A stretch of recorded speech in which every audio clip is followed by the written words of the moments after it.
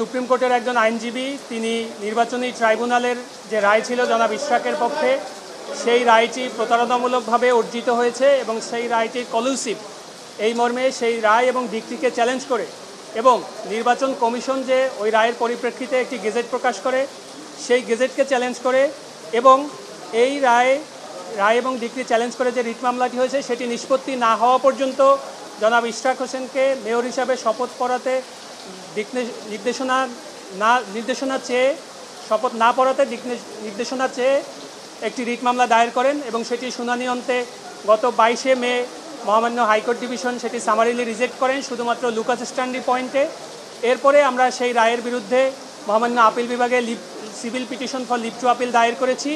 আমরা আজকে চেষ্টা করেছিলাম যে মহামান্য চেম্বার জজ আদালতে সেটি শুনানির জন্য অন্তর্ভুক্ত করতে, কিন্তু আমরা আজকে সেটি অন্তর্ভুক্ত করতে পারিনি। আমরা আশা করছি এটি আগামীকাল মহামান্য চেম্বার জজ আদালতে শুনানি হবে এবং শুনানিতে আমরা civil petition for leave to আপিলের সাথে সাথে যে ট্রাইব্যুনালের যে তর্কিত রায় অর্থাৎ যে কলুসিভ রায় তারা অর্জন করেছিলেন সেই রায় এবং নির্বাচন কমিশনের যে গেজেট এই দুইটির কার্যকারিতার উপরে আমরা স্থগিতাদেশ চেয়েছি।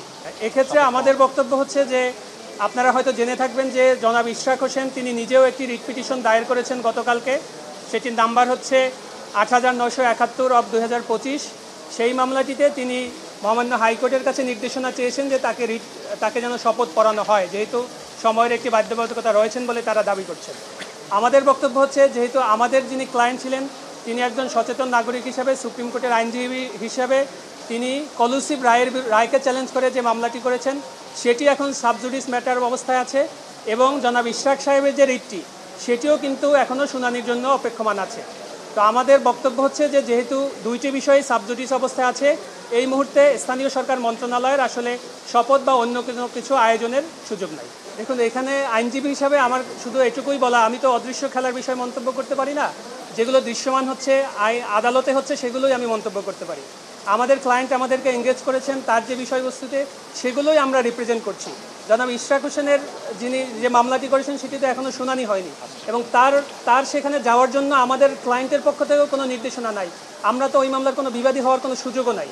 সেজন্য আমাদের বক্তব্য হচ্ছে যে শুধুমাত্র আমাদের ক্লায়েন্ট যে জিনিসটি চ্যালেঞ্জ করেছেন অর্থাৎ ট্রাইব্যুনালের রায় এবং ডিক্রি এবং জনাব নির্বাচন কমিশন যে গেজেট নোটিফিকেশনটি পাবলিশ করেছে সেটির প্রতি শুধু এইটুকুতেই আমরা আমাদের মন্তব্য সীমাবদ্ধ রাখতে পারি। আমাদের বক্তব্য হচ্ছে আমরা তো মহামান্য আপিল বিভাগে কিন্তু আমাদের যে রায়টি ছিল রায় এবং নির্বাচন কমিশনের গেজেট এই দুইটাকেই আমরা চ্যালেঞ্জ করেছি, অর্থাৎ এই বিষয়টি সাবজুডিস ম্যাটার হয়ে গেছে। যদিও মহামান্য হাইকোর্ট ডিভিশন শুধুমাত্র লুকাস স্ট্যান্ডি পয়েন্টে কিন্তু এই মামলাটি খারিজ করেছেন। আমরা যদি আপিল বিভাগে লুকাস স্ট্যান্ডি পয়েন্টে মহামান্য আপিল বিভাগকে স্যাটিসফাই করতে পারি তাহলে কিন্তু সেখান থেকে ভিন্নতর আদেশ আমরা আশা করতে পারি। তো এখানে যে 30 দিনের যে বাধ্যবাধকতার কথা বলা হচ্ছে, যেহেতু যে রায় অনুযায়ী এই গেজেটটি নোটিফিকেশন পাবলিশ হয়েছে সেই রায়টাই যেহেতু আন্ডার চ্যালেঞ্জ রয়েছে এর আগে থেকেই, সেহেতু এই বিষয়টা একটি সাবজুডিস ম্যাটার। অর্থাৎ সাবজুডিস ম্যাটারে আপনারা খুবই ভালো জানেন যে এই বিষয়টিতে নিষ্পত্তি না হওয়া পর্যন্ত পরবর্তী আইনি সুরাহা হওয়ার আসলে সুযোগ নেই। দেখুন, এই শব্দগুলো আমরা একটু কেয়ারফুলি ব্যবহার করার চেষ্টা করব। আমাদের কোনো কিছুর উপরেই ক্ষোভ নেই। আমরা রায়ে যে রায়টাকে আমরা চ্যালেঞ্জ করেছি সেখানে আমরা স্পষ্ট করে বলেছি যে এই রায়টি ফ্রডুলেন্টলি অবটেইন করা হয়েছে, সেই রায়টি কলুসিভ ছিল, সেখানে অনেক প্রতারণার আশ্রয় নেওয়া হয়েছে, সেখানে এমনকি জালিয়াতিরও আশ্রয় নেওয়া হয়েছে। অর্থাৎ এবং যে নির্বাচনী ট্রাইব্যুনাল ছিলেন সেই ট্রাইব্যুনাল তার জুরিসডিকশনের বাইরে গিয়ে তিনি রায়টি প্রকাশ করেছেন। সেজন্যই একজন সচেতন নাগরিক হিসাবে আমাদের ক্লায়েন্ট সেই রায়টিকে চ্যালেঞ্জ করেছেন। যেহেতু সেই একটি কলুসিভ রায়ের উপর ভিত্তি করে নির্বাচন কমিশন গেজেট প্রকাশ করেছে সেই গেজেটটিকেও আমরা আমাদের চ্যালেঞ্জের আওতায় এনেছি। এখানে আমাদের কোনো কিছুর উপরেই কোনো ক্ষোভ বা কোনো কিছুর বিরাগ হওয়ার কোনো সুযোগ নাই।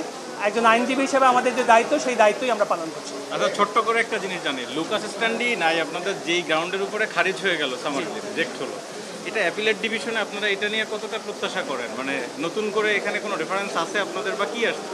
আচ্ছা, মহামান্য হাইকোর্ট বিভাগ কিন্তু বলেছেন যে যিনি এই রিটটি দায়ের করেছিলেন তার এই মামলাটি দায়ের করার সুযোগ নাই।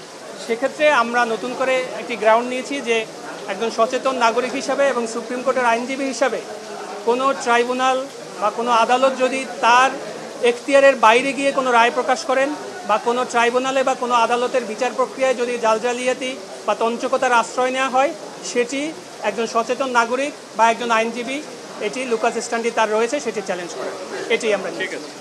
ধন্যবাদ সবাইকে।